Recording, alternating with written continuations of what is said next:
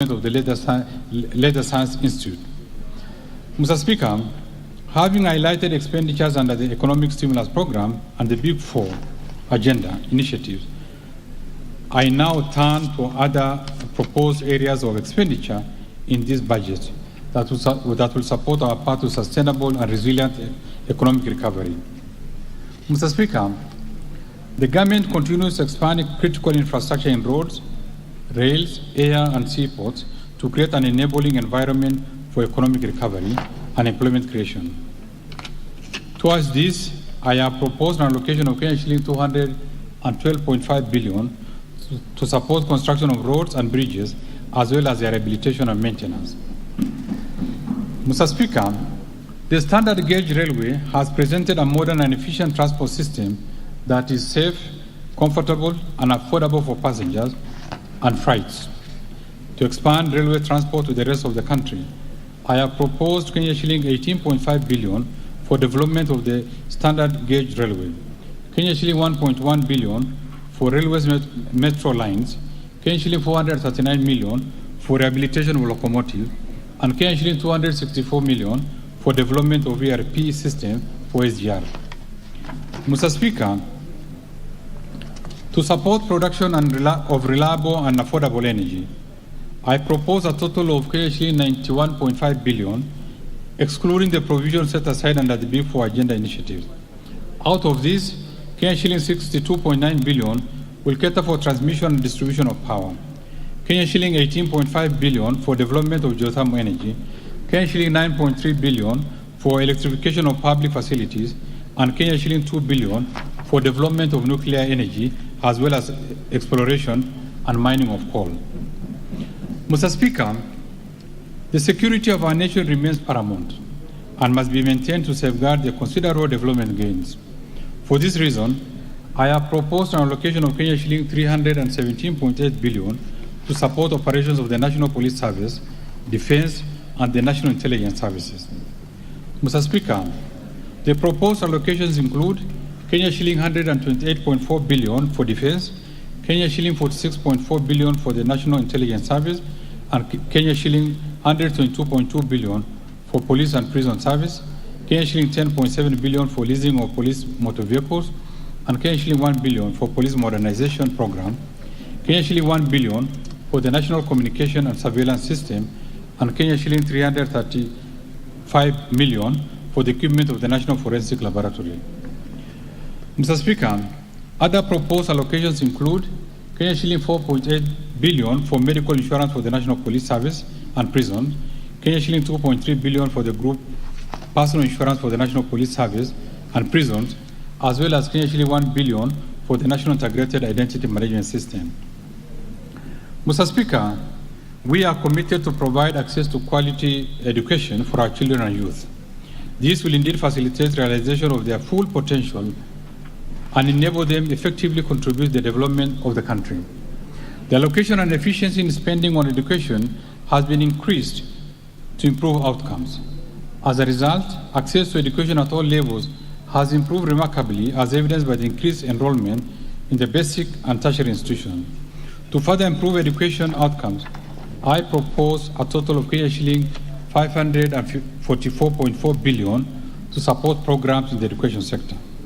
Mr. Speaker, out of the proposed allocation, shilling 12 billion will cater for free primary education, shilling 2.5 billion for recruitment of teachers, shilling 64.4 billion for free day secondary school education, including insurance under the NHI for secondary school students, shilling 5 billion for examination fees waiver for grade 6, class 8, and Form 4 candidates, and shilling 1.96 billion for the school feeding program.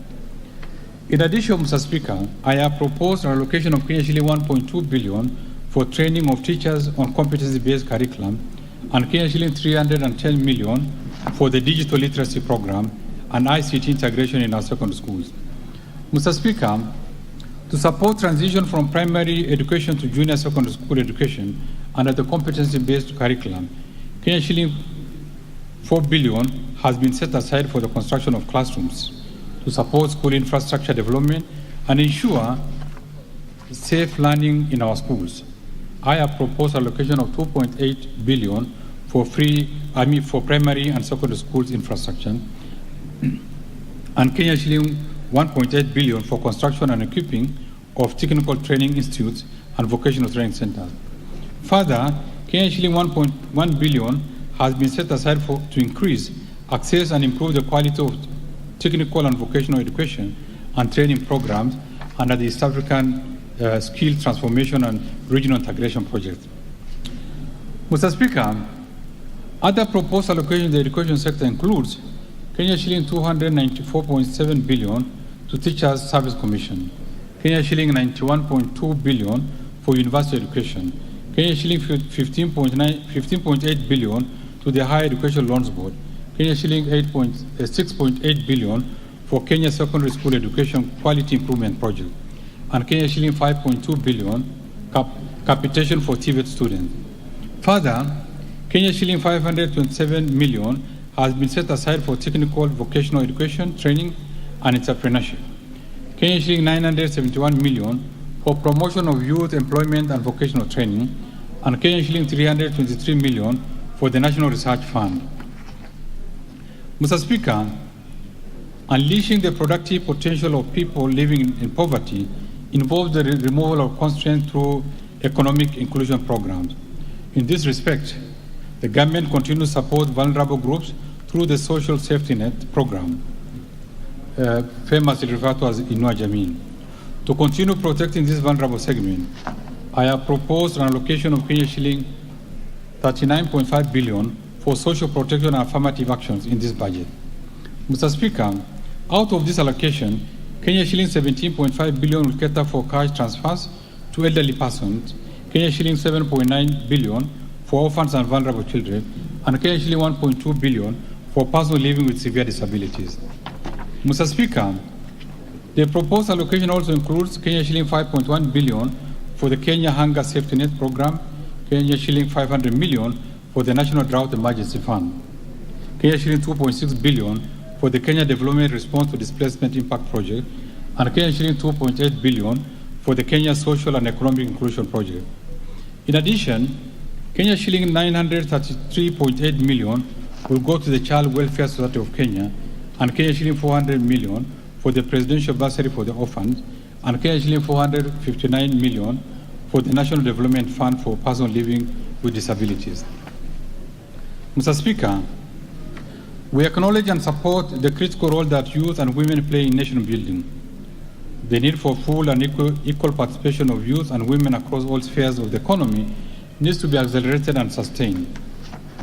To further empower the youth and support business owned by the youth, women and persons living with disabilities, I have recommended Kenya shilling 13.1 billion for the National Youth Service, Kenya shilling 2.2 billion for the Kenya Youth Empowerment and Opportunities Project, Kenya shilling 175 million for the Youth Enterprise Fund, Development Fund, Kenya shilling 170 million for the Women Enterprise Fund, and Kenya shilling 92 million for the Youth Empowerment and Enterprise Fund. Mr. Speaker, to promote regional equity, reduce poverty, and enhance social development, I have proposed Kenya shilling 44.3 billion for the National Government Constituency Development Fund, Kenya shilling 2.1 billion for the National Government Affirmative Action Fund, as well as Kenya shilling 7.1 billion for the Equalization Fund to finance programs in the previously marginalized areas. Mr. Speaker, we recognize the great opportunities that digital technologies offer in various sectors of the economy. Efficiently deployed, digital technologies have strong potential to accelerate economic recovery and improve livelihoods at relatively low cost for sustainable and inclusive development.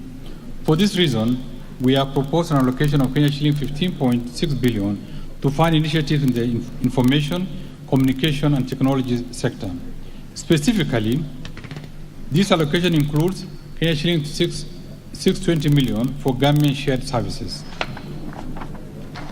Mr. Speaker, the government is investing in the development of the Konza National Data Center and smart city facilities. This national data center was commissioned in July 2021 and is currently hosting client services, including government agencies, and is a platform for the acceleration of innovation, particularly among the youth in Kenya.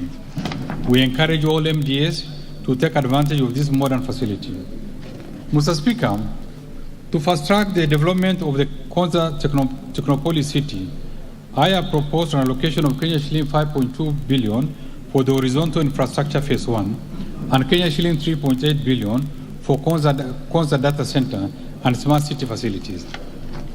Mr. Speaker, other proposed allocations include Kenya shilling 2.7 billion for maintenance and rehabilitation of last mile connectivity network, Kenya shilling 1.2 billion for maintenance and rehabilitation of the national optic fiber backbone phase 2 expansion cable, and Kenya shilling 1.4 billion for installation and commissioning of Eldoret Nadapal fiber optic cable.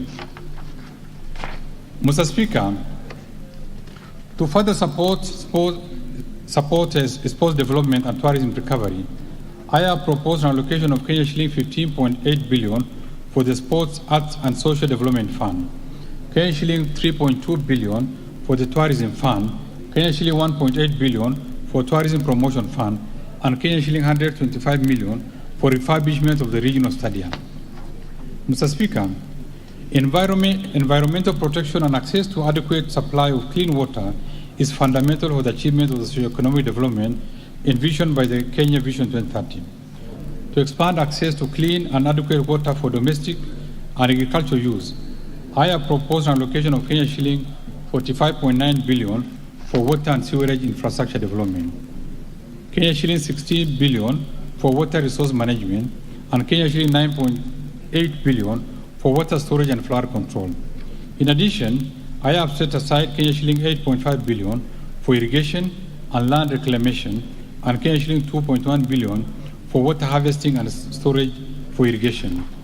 Mr. Speaker, in order to support environment and water conservation, I propose to set aside Kenya shilling 10.2 billion for forest and water towers conservation, Kenya shilling 3.1 billion for environment management and protection, Kenya shilling 1.5 billion for meteorological services, and Kenya shilling 7 billion for wildlife conservation and management. Mr. Speaker, stronger institutions and effective policy implementation and management of resource improve service delivery, transparency, and accountability.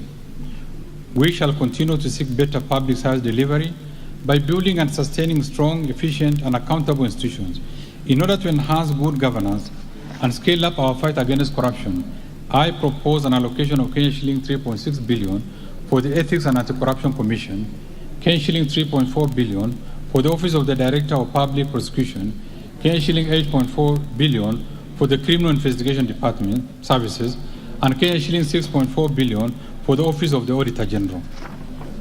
Additionally, Mr. Speaker, to enhance the oversight and legislative role of Parliament and access to justice, I propose an allocation of Kenya shilling 50.2 billion to Parliament and Kenya shilling 18.9 billion to the judiciary.